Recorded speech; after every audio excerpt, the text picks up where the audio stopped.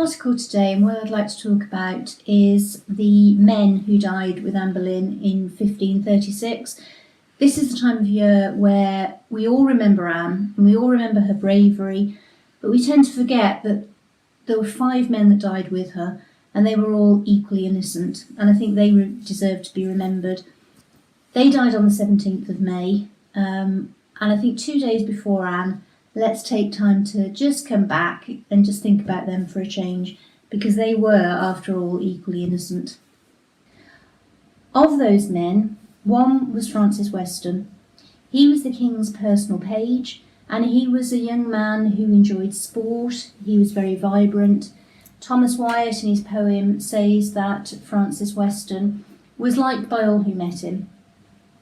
Then we have Henry Norris. He was the groom of the stall, which I don't really like to think about what his job was particularly, but it meant he was extremely close to Henry.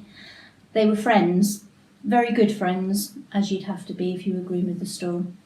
Henry Norris was a very kind man. When Wolsey was expelled from court, it was Norris who was very kind to him. He offered his rooms, and according to Thomas Wyatt, when Henry Norris died, he was missed by everybody at court.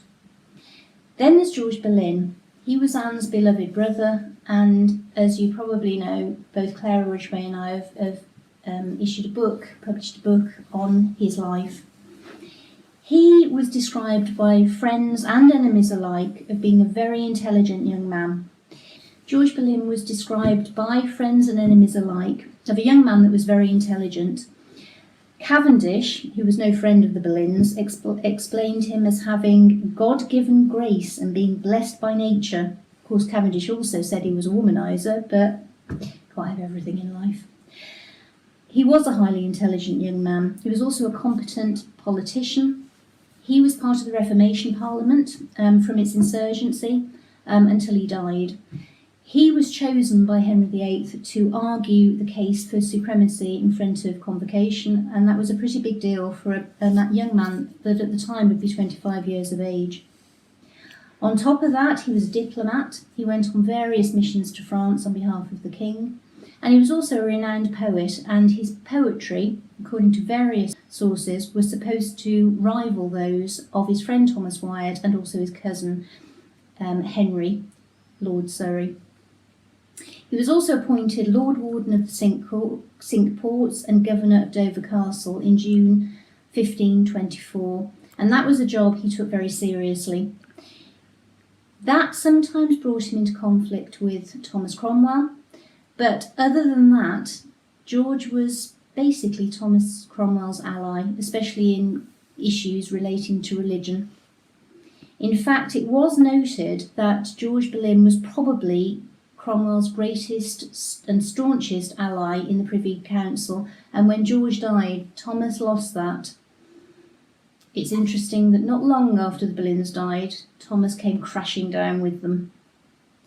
With regards to religion, George was very much into reforming the church, the Catholic Church in England, and he did 2 texts for Anne. Translated them. They were French texts. He translated them for her in 1532.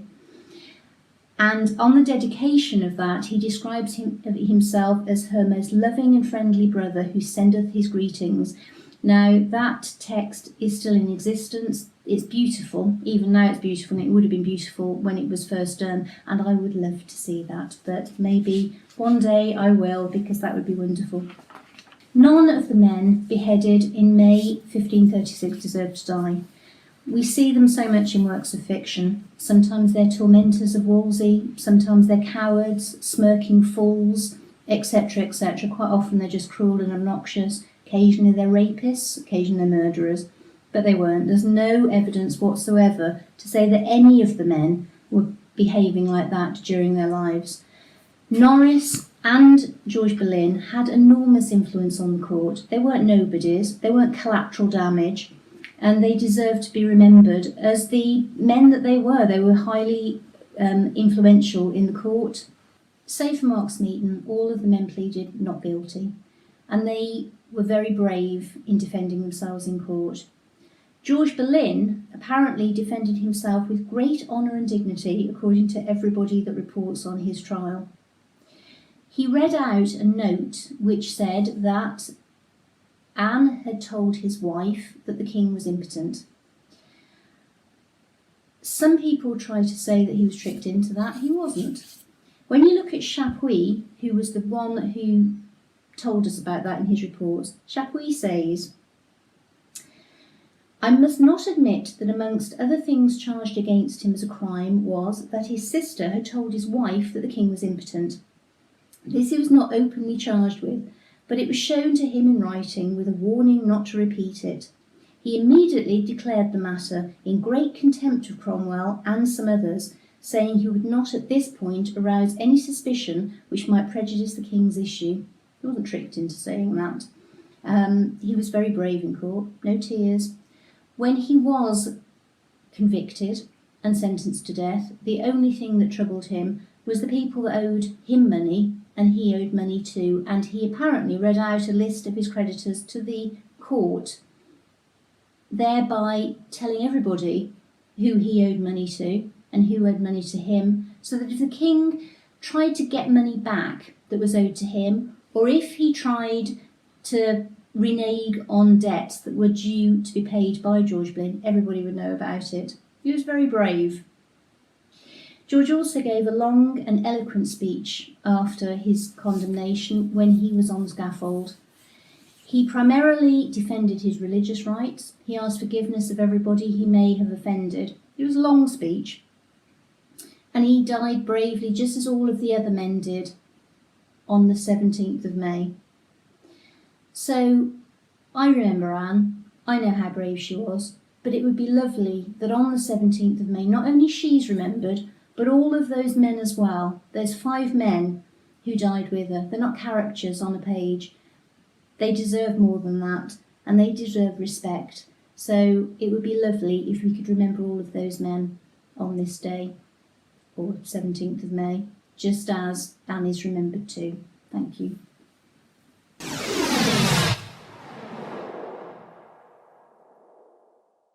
Just 2 things at the end. George Boleyn became Lord Warden of the Cinque Ports and Governor of Dover Castle in 1534, and not 24, as I said. That was a slip of the tongue, and probably a bit early even for him, really. Secondly, if you want to learn about any of the men who died with Anne Boleyn, there's lots and lots about them on the Anne Boleyn files. And of course, as I said, Clare and I have published a book on George. And if you want to learn more about him, then it's all there. Thank you.